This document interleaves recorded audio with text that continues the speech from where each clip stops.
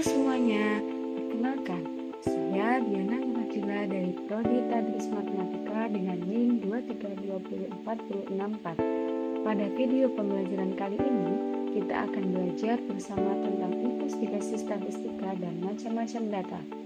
Materi ini sebenarnya sangat dekat dengan kehidupan kita sehari-hari. Tanpa sadar, kita sering menggunakan data untuk mengetahui dan menentukan sesuatu. Nah, supaya lebih paham, yuk kita mulai pembelajarannya. Pada pembelajaran kali ini, kalian akan belajar memahami apa itu investigasi statistika, bagaimana langkah-langkahnya, serta mengenal macam-macam data. Selain itu, kalian juga akan membedakan jenis data dan menerapkannya dalam kehidupan sehari-hari. Dalam investigasi sebelum masuk ke materi, terdapat sering dari kalian membandingkan dan mempertanyakan siapa sih pemain bola yang paling hebat, atau makanan apa yang menjadi favorit anak-anak di SMP sekolah kalian. Nah, untuk menjawab pertanyaan-pertanyaan tersebut, kalian dapat melakukan investigasi statistika. Selanjutnya, data sebelum masuk ke materi, pasti sering dari kalian membandingkan dan mempertanyakan siapa sih pemain bola yang paling hebat, atau makanan apa yang investigasi statistika adalah proses penyelidikan yang dilakukan untuk memperoleh informasi dari data. Proses ini digunakan untuk menjawab pertanyaan-pertanyaan yang muncul dari permasalahan sehari-hari. Misalnya, mengetahui kebiasaan siswa, minuman favorit, atau hal lain yang ada di sekitar kita. Dalam investigasi statistika, terdapat beberapa langkah yang dilakukan secara berurutan. Yang pertama, kita harus menyusun pertanyaan terlebih dahulu. Setelah itu, baru kita bisa mengumpulkan data-data yang ingin kita cari. Setelah kita mengumpulkan data, baru kita bisa mengolah data yang kita peroleh. Selanjutnya, data disajikan agar lebih mudah dipahami dan juga dibaca. Dan yang terakhir, kita bisa menarik kesimpulan berdasarkan informasi yang terdapat di dalam data tersebut. Agar lebih mudah dipahami, mari kita lihat contoh berikut ini. Misalnya, kita ingin mengetahui minuman favorit siswa di kelas. Maka, hal pertama yang kita lakukan adalah membuat pertanyaan terlebih dahulu. Kemudian, menyebarkan kuesioner atau bertanya langsung kepada teman-teman. Setelah jawaban terkumpul, data dicatat dan disusun dalam bentuk tabel supaya mudah membaca dan kita bisa melihat minuman apa yang paling banyak disukai. Contoh lain investigasi statistika dalam kehidupan sehari-hari ada jumlah siswa yang diperiksa penggunaan, lalu ada jumlah waktu tidur dan olahraga atau makanan favorit siswa. Semua informasi tersebut dapat dijadikan data untuk kita memperoleh statistika. Nah, sekarang coba perhatikan contoh soal berikut ini. Seorang guru ingin mengetahui seberapa banyak siswa yang sarapan dan apa saja makanan yang biasa dikonsumsi saat sarapan. Kira-kira untuk menjawab pertanyaan tersebut, pertanyaan apakah yang dapat guru tanyakan kepada siswa? Untuk menjawab permasalahan tadi, guru bisa menyusun beberapa pertanyaan seperti apakah kamu sarapan sebelum berangkat sekolah? Seberapa sering kamu sarapan dalam seminggu? Dan makanan apa yang sering kamu makan saat sarapan? Tahap ini disebut tahap menyusun pertanyaan, yaitu menentukan informasi apa yang ingin diketahui. Setelah pertanyaan disusun, langkah berikutnya adalah mengumpulkan data. Cara pengumpulan data ada 3. Yang pertama ada wawancara. Wawancara yaitu percakapan 2 orang atau lebih antara narasumber dan pewawancara. Cara yang kedua ada observasi atau pengamatan langsung di tempat objek penelitian. Dan cara yang terakhir ada kuesioner atau pemberian angket berupa pertanyaan kepada orang yang dikehendaki.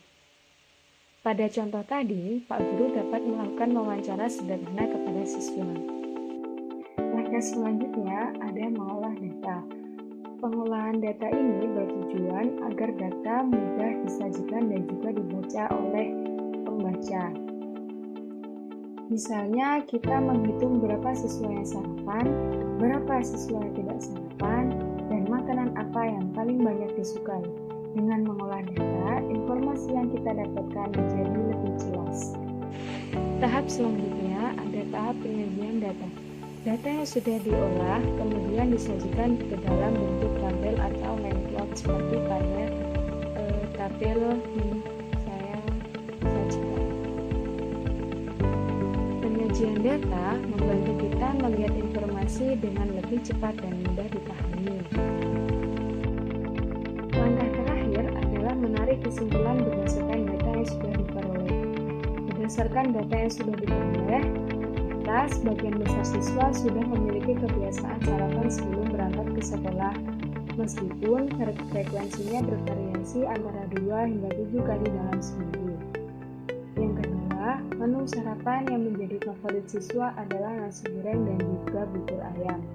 Dan yang terakhir, secara keseluruhan, rata-rata frekuensi sarapan siswa adalah 4,6 hari per minggu, atau bisa dibulatkan ke 5 hari per minggu, yang menunjukkan tingkat kesadaran nutrisi pagi yang cukup baik di kelompok tersebut. Nah, setelah memahami investigasi statistika, sekarang kita akan belajar tentang data. Data adalah sekumpulan fakta atau informasi yang diperoleh dari pengamatan, survei, atau pencatatan. Data yang dikumpulkan tadi bisa berupa angka, tulisan, gambar, suara, maupun video.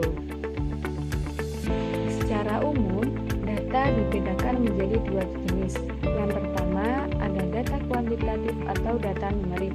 Biasanya data kuantitatif ini berbentuk angka. Dan data yang kedua, ada data kualitatif atau data kategori. Biasanya data kualitatif ini berbentuk kategori atau sifat dan tidak berbentuk angka. Yang pertama ada data kuantitatif atau data numerik. Data kuantitatif adalah data yang dapat dihitung atau diukur dan selalu berbentuk angka. Contohnya adalah hasil pengukuran tinggi badan, jumlah banyak buku, waktu tempuh ke sekolah, penjualan di suatu toko, dan nilai hasil ujian. Data-data ini selalu hasil akhirnya berbentuk angka. Data kuantitatif dibagi menjadi 2 jenis. Yang pertama ada data diskrit. Data diskrit adalah data yang diperoleh dari hasil membaca atau menghitung dan nilainya berupa bilangan bulat. Contohnya ada jumlah siswa di sekolah dan jumlah kendaraan. 2 jenis data ini kita peroleh dari hasil perhitungan dan nilainya itu selalu berbentuk bilangan bulat atau tidak berbentuk koma, tidak ada koma, dan juga tidak berbentuk pecahan. Dan data yang kedua ada data kontinu. Data kontinu adalah data yang diperoleh dari hasil pengukuran dan nilainya berupa pecahan atau desimal. Contohnya data tinggi badan, waktu tempuh perjalanan, dan berat badan. Selain data kuantitatif, ternyata juga ada data kualitatif. Data kualitatif atau data kategori adalah data yang tidak dapat dihitung secara angka, melainkan datanya berupa kategori atau sifat. Contohnya seperti warna favorit, ada hitam, ada putih, ada pink, ada biru, ada merah, dan lain-lain. Contoh yang kedua ada golongan darah. Ada golongan darah A, golongan darah B, golongan darah O, dan juga golongan darah AB. Lalu ada jenis kelamin, ada yang perempuan dan juga ada yang laki-laki. Dan masih banyak lagi. Data kualitatif ini dibagi menjadi 2 jenis. Yang pertama ada data nominal. Data nominal adalah data kategori yang tidak memiliki tingkatan atau urutan. Jadi datanya itu hanya sebagai label saja. Contohnya ada warna mobil, merek HP, kan ada Samsung, ada Lenovo, ada Advan, ada Oppo, dan juga masih banyak lagi. Dan selanjutnya ada mata pelajaran. Yang kedua adalah data ordinal. Data ordinal ini adalah data kategori yang memiliki tingkatan atau urutan. Contohnya tingkat kepuasan pelanggan, sangat puas, puas, dan tidak puas. Lalu ada ukuran baju, S, M, L, dan juga XL. Selanjutnya ada peringkat kelas, ada peringkat 1, peringkat 2, peringkat 3. Nah, contoh data-data ini semuanya memiliki urutan, jadi termasuk ke dalam data ordinal.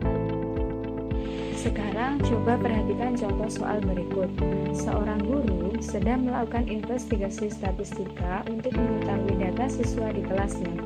Guru meminta siswa mengisi beberapa pertanyaan sederhana. Hasil yang diperoleh sebagai berikut. Ada warna kesukaan siswa, tingkat kepuasan kantin sekolah, jumlah saudara kandung, dan tinggi badan siswa. Berdasarkan data-data tersebut, manakah yang termasuk ke dalam data kategorik atau data kualitatif dan data numerik atau data kuantitatif? Setelah kita amati bersama, ternyata warna kesukaan termasuk data kategorik nominal karena hanya berupa kategori tanpa tingkatan. Untuk tingkat kepuasan kantin termasuk data kategori ordinal karena memiliki urutan tingkatan kepuasan. Untuk data jumlah saudara termasuk data numerik diskrit karena diperoleh dari hasil perhitungan. Sedangkan data tinggi badan termasuk data numerik kontinu karena diperoleh dari hasil pengukuran. Jadi, kesimpulan yang dapat kita ambil dari dua materi ini adalah investigasi statistika ternyata dapat membantu kita untuk memperoleh informasi melalui data. Sedangkan dengan memahami macam-macam data, kita dapat mengelompokkan dan menganalisis informasi dengan lebih tepat. Kemampuan ini sangat penting dan sering digunakan dalam kehidupan sehari-hari. Baik, itu tadi pembelajaran kita tentang materi investigasi statistika dan macam-macam data. Semoga materi kita hari ini bisa membantu kalian memahami konsep data dengan lebih mudah. Terima kasih sudah menonton video ini sampai selesai dan sampai jumpa pada pembelajaran berikutnya.